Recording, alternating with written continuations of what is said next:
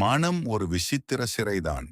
சில நேரங்களில் முடிந்து போனதை நினைத்து கவலை, பல நேரங்களில் இனி என்ன நடக்கப் போகிறதோ என்று கவலை. மனக்குழப்பம் இருக்கும்போது மௌனமாக இருப்போம். மன கஷ்டம் இருக்கும்போது தைரியமாக இருப்போம்.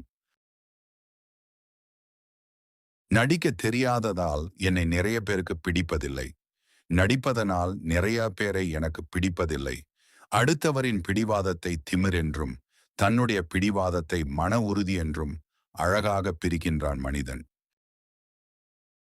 கண்டு கொள்ளாதவர்களிடத்திலும், வலியை கொடுப்பவர்களிடத்திலும், போலியாக இருப்பவர்களிடத்திலும், மறந்து சென்றவர்களிடத்திலும், வலியை உணராதவர்களிடத்திலும் இருந்து மறைந்து காணாத தூரத்திற்கு தொலைந்து போகத்தான் மனமும் ஓயாமல் நச்சரிக்கிறது.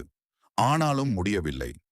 ஏதோ சில பொறுப்புகளும், சில நட்புகளும், சில உறவுகளும், சில நம்பிக்கைகளும் சேர்ந்து எங்கும் நகர்ந்து செல்ல விடாமல் முட்டுக்கட்டையாய் மனதிற்குள் வந்து நின்று விடுகிறது.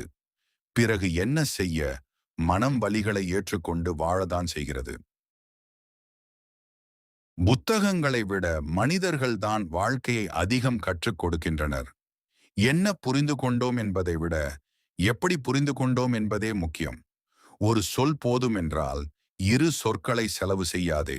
எவ்வளவு சொல்லியும் பயனில்லை என்றால் ஒரு சொல்லையும் விரயமாக்காதே. கோபத்தில் ஏழையாக இரு, அன்பில் பணக்காரனாக இரு. வெற்றிக்கு முயற்சி செய், தோல்வியில் பயிற்சி செய். நம்பிக்கையோடு வாழ்க்கை என்னும் விடிவெள்ளி நோக்கி புறப்படு. நினைவில் கொள், அடைந்ததெல்லாம் வெற்றியும் இல்லை, இழந்ததெல்லாம் தோல்வியும் இல்லை. நம்பிக்கையை மட்டும் இழக்காமல் இருந்தால் இழந்தது எல்லாம் உன் காலடி தேடி வரும்.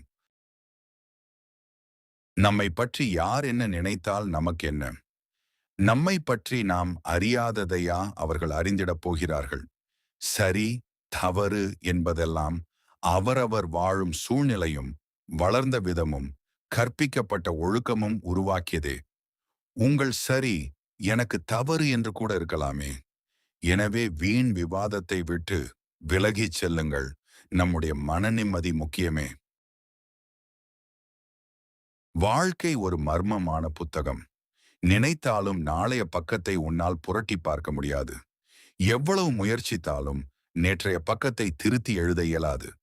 பிடித்தாலும் பிடிக்கவில்லை என்றாலும் இன்றைய பக்கத்தையே நீ படிக்க வேண்டும்.